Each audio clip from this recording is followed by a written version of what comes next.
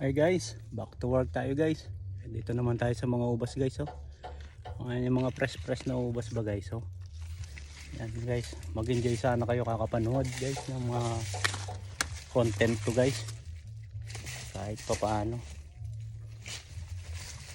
Pakishare na lang kung nagustuhan nyo guys. Ito yung sinasabi ko sa inyo na pwede nyo i-share para makaabot sa mga nag-aalaga ng ubas sa Pilipinas guys.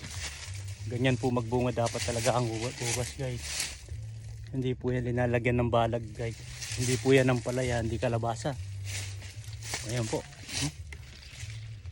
Gaganda guys. Enjoy kayo guys. Ang sarap po.